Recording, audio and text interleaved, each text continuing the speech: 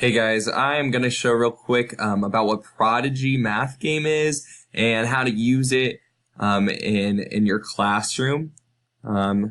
This is a game-based system where students are able to go and practice using math skills and then interact with this world, and it's really fun for students, and then it also gives a good time for review.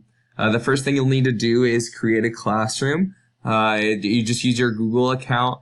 Once you do that, there'll be some prompts that it has you work through to make the classroom, and you will get a class code where you can either send out to your students or you can add your students manually by doing that.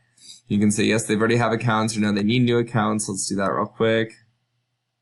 You can create your students' accounts for them, especially if they're younger students. How this works, so I'll show you on the other side of how to make a new student.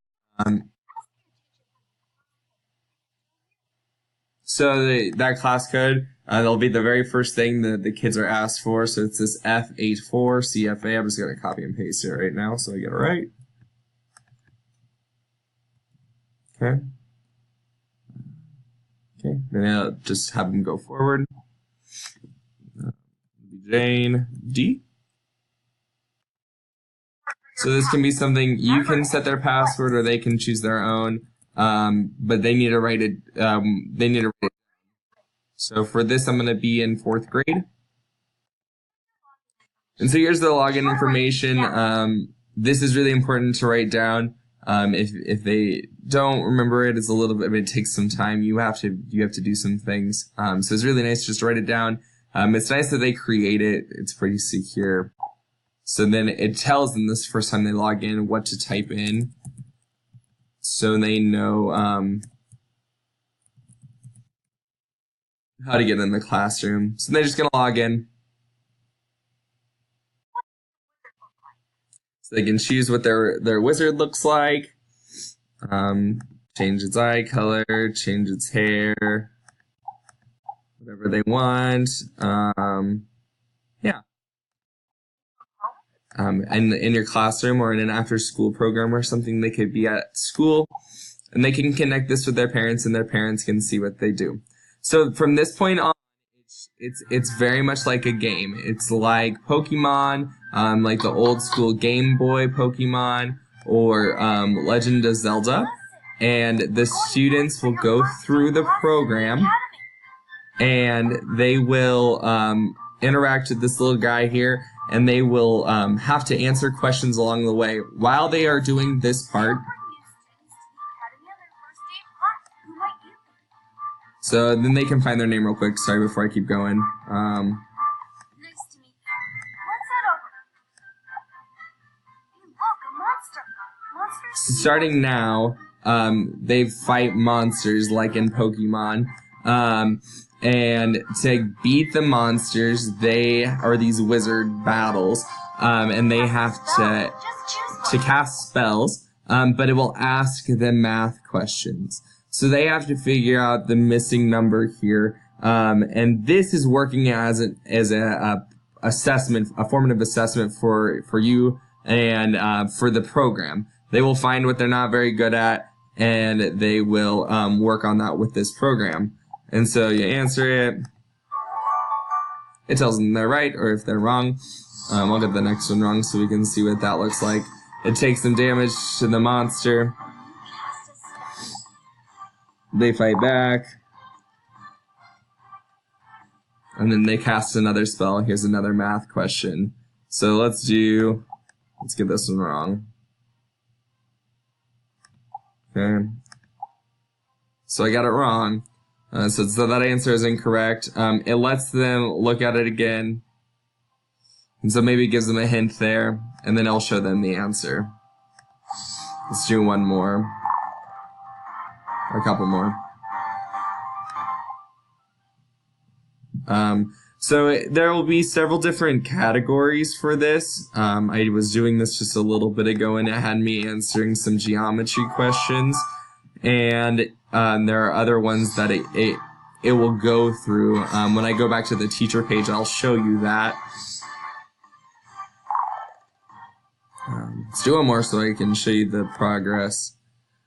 So they have to run to the nearest 100. Okay, so now they'll beat the monster.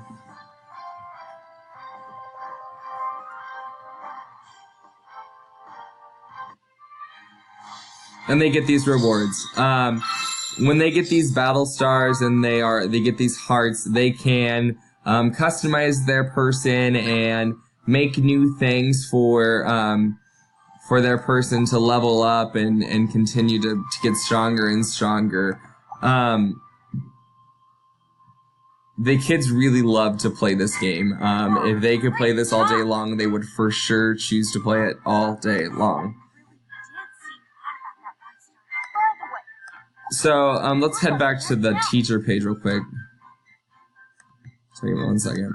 I'll mute that.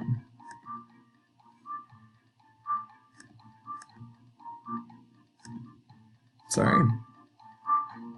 Okay. So then you can look here. Let me refresh this so I can see that if I have a new student. So I have a new student here. This is the one I was using earlier. And there's no parent connected currently. I can create a new password and I can change their grade if they put it in incorrectly. So now I'm looking at this dashboard here. So you can see these are the different places they will do the placement test. Number, operations, fractions, all of these will be in that beginning placement test. And then from there, you can progress how they are doing within the game. This is really important, obviously. And it really just kind of helps you have that one more piece of data on your student.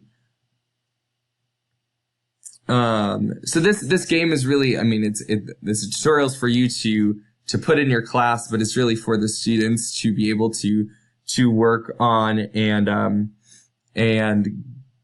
play in their free time or whenever you give them the opportunity. The 2 ISTE standards that I found, one for the educator was providing alternative ways for students to demonstrate competency and reflect their learning using technology, and that was 7A for the educators. And then for the students,